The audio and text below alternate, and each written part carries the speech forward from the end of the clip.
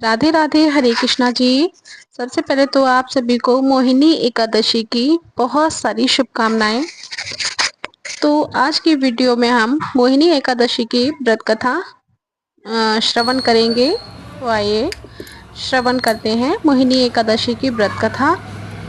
वैशाख मास के शुक्ल पक्ष की इस मोहिनी एकादशी को भगवान के पुरुषोत्तम रूप राम की पूजा का विधान है। भगवान की प्रतिमा को स्नान आदि कराकर उत्तम वस्त्र यानी साफ सुथरे वस्त्र पहनाकर आसन पर बैठाकर आरती उतारनी चाहिए और मीठे फलों से भोग लगाना चाहिए और प्रसाद भी बांटना चाहिए, वितरित करना चाहिए।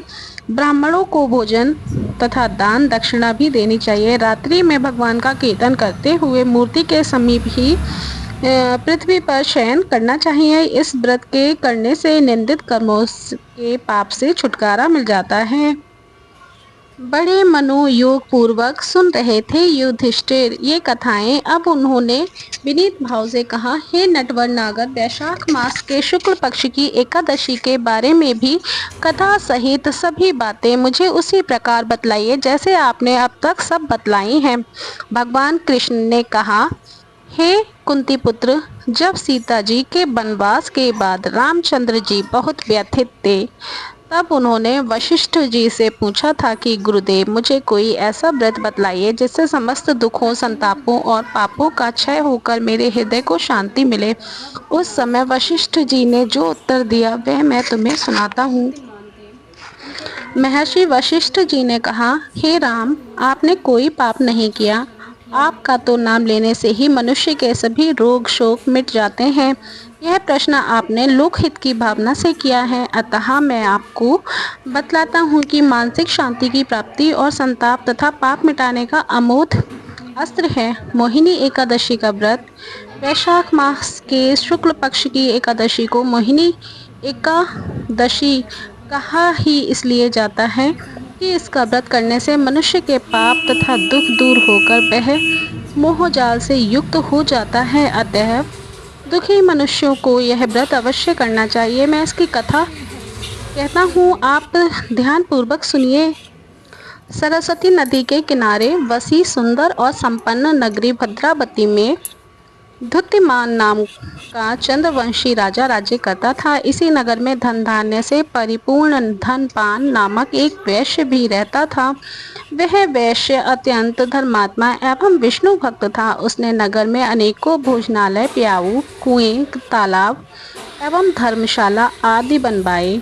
सड़कों के किनारे आम, जामुन, नीम आदि के अनेक वृक्ष लगवाए। उस वैश्य के सुमना, शुद्ध बुद्धि, मेधावी, सुकृति और धृष्ट बुद्धि नाम के 5 पुत्र थे। उसके 4 पुत्र तो बहुत धर्मात्मा थे, परंतु सबसे छोटा बेटा धृष्ट बुद्धि महापापी, लंपट और दुराचारी था। वह वैश्याओं और दुराचारी मनुष्यों की संगति में रहकर जुआ खेलता था, दूसरों की स्त्रियों के साथ भोग विलास करता था, मद्यपान करता था।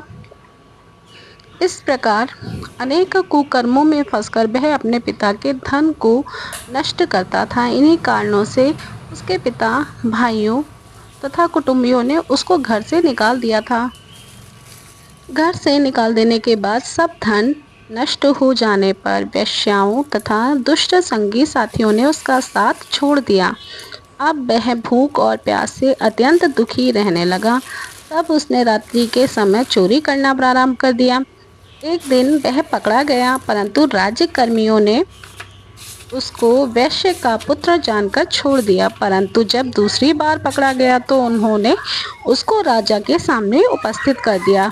राजा ने उसे दंडित कर कारागार में बंद कर दिया।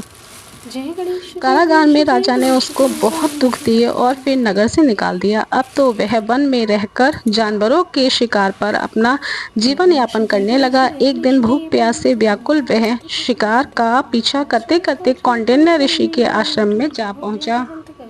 उस समय वैशाख मास था और कौंडिन्य ऋषि गंगा स्नान करके आ रहे थे। उनके भीगे वस्त्रों के छींटे पड़ने से उसको कुछ सद्बुद्धि प्राप्त हुई और वह मुनि के सामने हाथ जोड़कर कहने लगा, हे मुनीश्वर, मैंने अपने जीवन में बहुत पाप किए हैं, अतः आप उन पापों से छूटने का कोई साधारण और बिना व्यय का उपाय बतलाइए। उसके दीन वचन सुनकर ऋषि कहने लगे कि ध्यान देकर सुनो, तुम वैशाख शुक्ला एकादशी का व्रत करो। इस एकादशी का नाम मोहिनी है और इससे तुम्हारे सब पाप नष्ट हो जाएंगे। मुनि के वचन सुनकर वह अत्यंत प्रसन्न हुआ और उनके द्वारा बताई गई विधि के अनुसार उसने मोहिनी एकादशी का व्रत किया। हे राम, इस व्रत के प्रभाव से उसके सब पाप नष्ट हो गए और अंत में वह गरुड़ पर चढ़कर विष्णु लोक गया। इस व्रत से मोह आदि सब नष्ट हो जाते हैं, अतः संसार में इस व्रत से श्रेष्ठ अन्य कोई व्रत नहीं है। इसके महात्म को पढ़ने अथवा सुनने मात्र से ही 1000 गौदान का फल प्राप्त होता है। हरे कृष्णा, राधे राधे।